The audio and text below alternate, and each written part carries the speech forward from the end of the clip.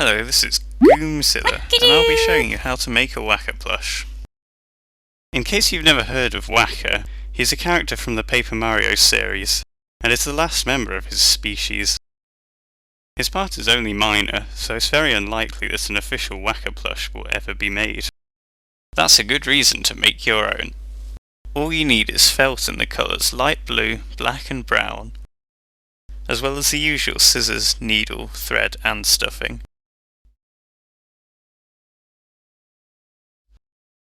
The colours of thread don't matter too much because it's mostly difficult to see, but make sure you have black for the eyes. I will also be using blue for the body and black for the soil around the Whacka. Drawing out the right template can be tricky, so this time I've done it for you. Follow the link in the description to be taken to a website where you can find this template. Then all you'll need to do is resize it however you want and print it off. This way you can easily make any size of Whacka you like, without having to multiply lengths. Your finished Whacka Plush will be about the same size as mine, if the length of the soil part when printed out is around 24 centimeters.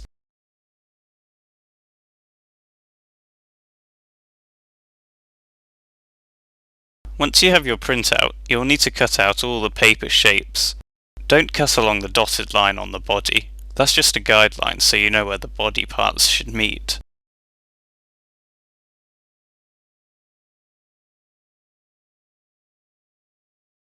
For the nose and mouth, I've given two shapes so you can choose whichever you prefer. You could also make your own if you make it about the same size.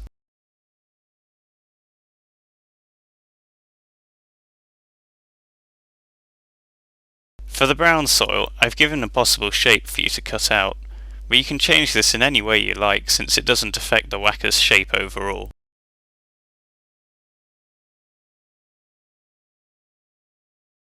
When you've also done the eye and base templates, arrange them all clearly.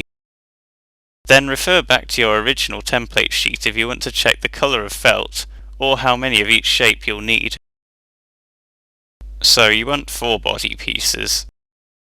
Pin the template to the felt with either pins or needles, as a guideline, and then cut around the shape.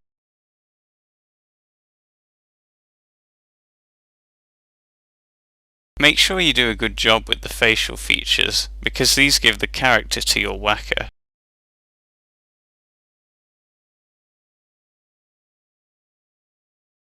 It's normal to do a few tries before being happy with these pieces.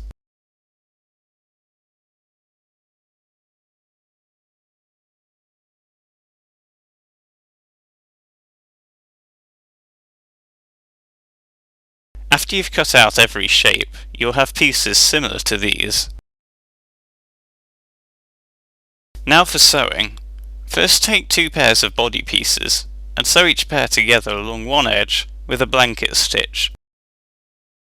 If you already know how to do a blanket stitch, you can click the annotation to skip ahead past this part.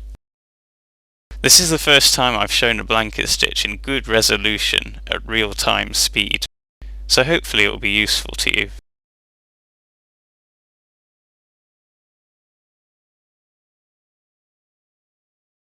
Just make a loop, then go through the fabric, and then through the loop.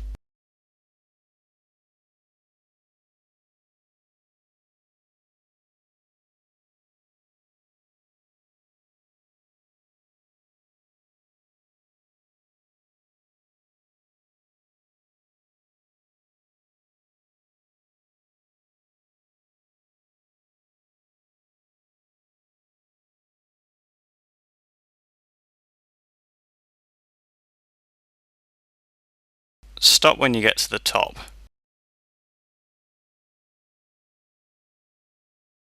Now attach the eyes either side of the seam in about the position shown. You'll want to use black thread and just go in and out of the eye.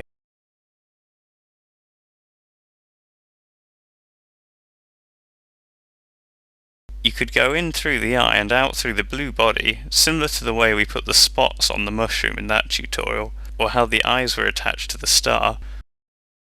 It's your choice, either way is fine.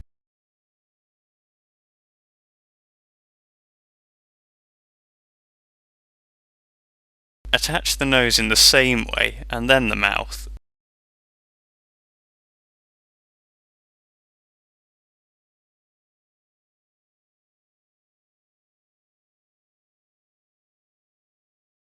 Then place the two body pieces together with the good sides facing inwards, and sew across the whole top. You could sew up the point at the top to make sure you line it up correctly, but I haven't done this here.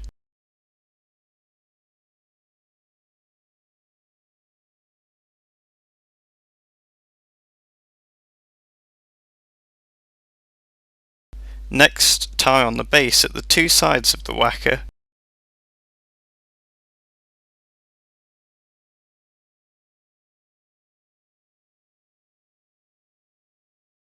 Start sewing in between the back and the side, about halfway along, and go around the front to the point opposite.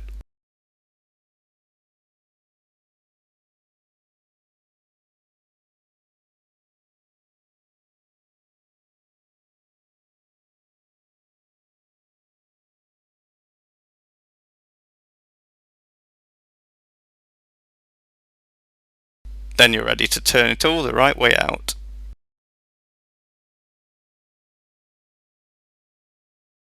Use plenty of stuffing to bulk out the body, so he doesn't cave in on himself when squeezed.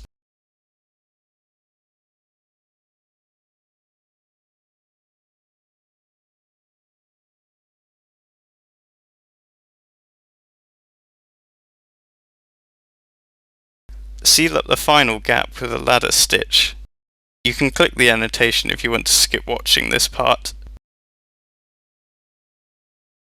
The key is to go in and out of one side, then in and out of the other side.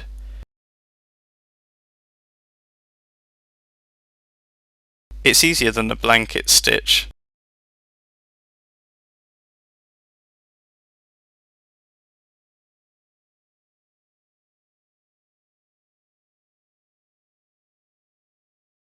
You may want to keep stuffing it as you go along.